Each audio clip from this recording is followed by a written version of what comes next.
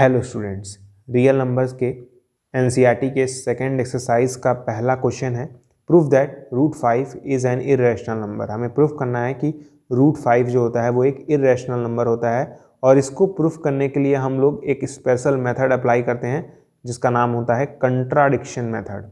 कौन सा method? Contradiction method. तो पहले आइए जानिए ये मेथड क्या होता है। ठीक है, इसको अगर समझ गए तो फिर प्रूफ में कुछ है ही नहीं। तो पहले एक रियल लाइफ एग्जांपल लेते हैं इस मेथड के लिए। मान लीजिए आपके घर में एक इंसान आया है, ठीक है, एक इंसान आया है और ये आपके घर में अंदर आता है और आपका सामान चोरी कर लेता है। कोई एक सामान है उसने चोरी कर ली, ठीक है। सपोज करिए मोबाइल चोरी कर लिया इसने आपका, ठीक है। मोबाइल स्विच ऑफ करके अपने बैग में इसने रख लिया है, सिम सब इसने निकाल दिया है, ठीक है। तो आप जानते हैं ये चोर है, लेकिन आप डायरेक्ट कह नहीं सकते हैं, ठीक है, कि तुम चोर हो। तो आप क्या करेंगे? आप इससे कहेंगे कि मैं मान लेता हूं कि तुम चोर नहीं हो, ठीक है। मान लेते हैं ये एक ईमानदार व्यक्ति है। आप इससे यही करेंगे, कहेंगे भैया कि मान ले रहा हूं मैं कि तुम ईमानदार हो, ठीक है, तुम क्या हो? ईमानदार हो, ठीक। तो आप कहेंगे कि अगर तुम ईमानदार हो तो मेरा मोबाइल तुम्हारे बैग में नहीं मिलना चाहिए, है ना। तो कहेगा हाँ भाई सही बात है, अगर मैं ईमानदार हूँ तो मेरे बैग में आपका मोबाइल नहीं मिलेगा। तो आप इसका बैग चेक करेंगे और जैसे ही बैग चेक करेंगे आपका मोबाइल मिल जाएगा। तो जैसे ही आपका मोबाइल मिलेगा आप कहेंगे कि जो मैंने माना था वो तो गलत है ना। जो मैंने माना था वो गलत है, तुम तो ईमानदार नहीं हो, तुम क्या हो? चोर हो, ठीक है। इसी मेथड को कहते हैं कंट्राडिक्शन मेथड, ठीक है। थोड़ा सा फनी लग रहा होगा सुनने में, लेकिन ऐसा ही है कुछ, समझ लीजिए। मतलब अगर आपको प्रूफ करना है कि रूट 5 एक इरेशनल नंबर होता है तो आप पहले मान लेंगे कि रूट 5 एक रैशनल नंबर है, ठीक है। और फिर आगे हम लोग देखेंगे, आगे फर्दर इन्वेस्टिगेशन करेंगे। तो मुझे अगर प्रूफ करना है कि रूट 5 एक इरेशनल नंबर है तो अकॉर्डिंग टू कंट्राडिक्शन मेथड मैं पहले मानूंगा कि let root 5 is rational number. Root 5 क्या है? एक रैशनल नंबर है, ठीक है। अब देखिएगा, अगर रूट 5 एक रैशनल नंबर है तो आपको 9th क्लास में पढ़ाया गया होगा कि किसी भी रैशनल नंबर को p/q के फॉर्म में लिख सकते हैं। तो अगर रूट 5 एक रैशनल नंबर है तो आप रूट 5 को p/q के फॉर्म में लिख सकते हैं, सही बात है।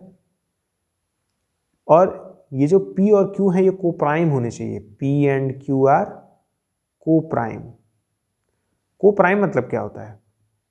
कोप्राइम मतलब होता है ऐसा कोई नंबर नहीं है वन के अलावा ऐसा कोई नंबर नहीं है जो p और q को एक साथ डिवाइड कर दे। तो मैं लिख दे रहा हूं, p and q are coprime मतलब होता है कि there does not exist any number except one को छोड़कर, वन तो किसी को भी कर देता है divide, except one which divide p and q both, ठीक है। इसका मतलब क्या है? p और q अगर को प्राइम है इसका मतलब ये होता है कि वन को छोड़ के ऐसा कोई भी नंबर नहीं है जो p और q को एक साथ डिवाइड कर दे, ठीक है। अब आगे देखिए क्या करेंगे, इस q को रूट 5 में मल्टीप्लाई कर देंगे। तो जैसे ही मल्टीप्लाई करेंगे तो हमें क्या मिलेगा? रूट 5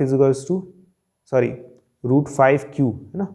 मल्टीप्लाई करेंगे तो रूट 5q आएगा इक्वल्स टू p, ठीक है। अरे भाई ये q इसमें मल्टीप्लाई हो जाएगा तो रूट 5q हो जाएगा इक्वल्स टू p।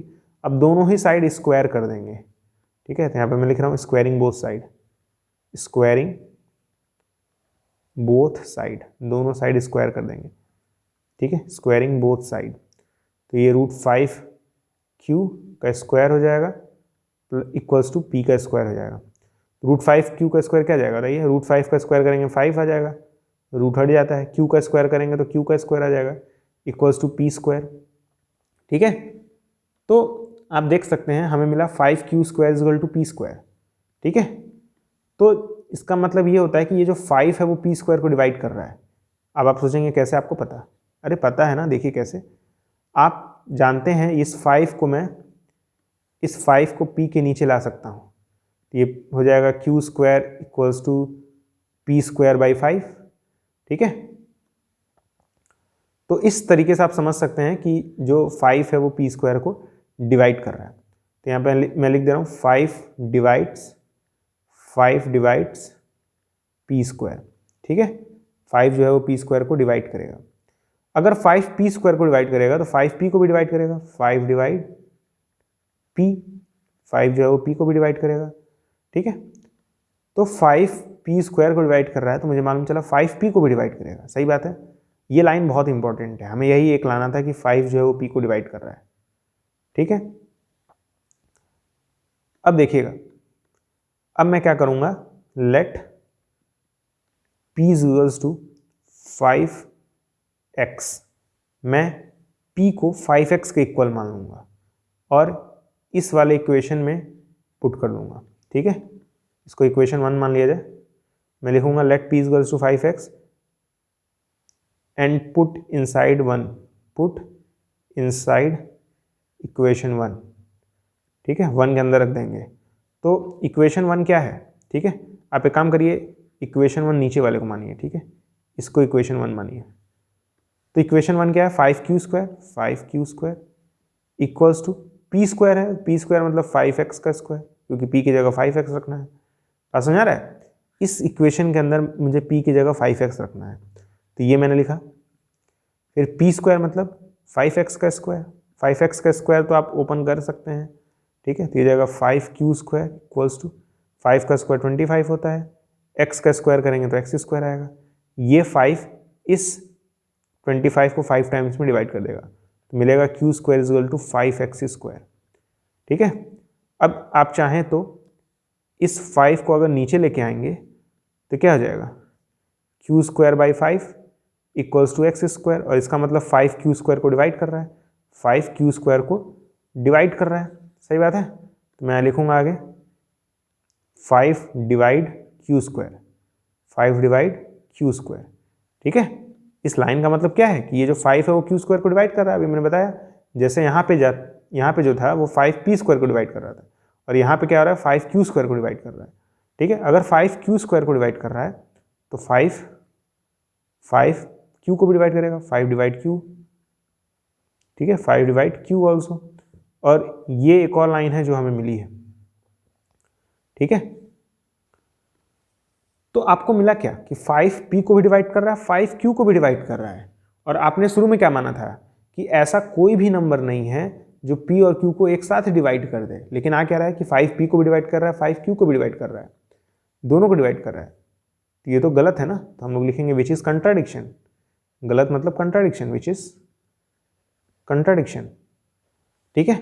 और ये कंट्राडिक्शन मिला क्यों, गलत बात मिली क्यों, क्योंकि आपने माना ही गलत था, ठीक है। आपने ईमानदार माना था, है क्या, चोर। तो हम लोग लिखेंगे therefore it implies √5 is irrational number, ठीक है। बहुत ही अच्छा क्वेश्चन था ये। आपको समझना है क्या करना है, पहले √5 को रैशनल मान लेना है, रैशनल है तो इसे p/q के फॉर्म में लिख सकते हैं, p/q के फॉर्म में लिख सकते हैं। इसका मतलब ये होता है कि p और q क्या होंगे, को प्राइम होंगे। को प्राइम मतलब होता है कि ऐसा कोई भी नंबर नहीं है जो p और q को एक साथ डिवाइड कर दे। तब आप सॉल्व करते हैं, इस q को इसमें मल्टीप्लाई करते हैं, ये मिलता है, दोनों साइड स्क्वायर करते हैं, ये मिलता है। इसका मतलब ये होता है कि 5p स्क्वायर को डिवाइड कर रहा है, 5 फिर p को भी डिवाइड करेगा, ऑब्वियस सी बात है।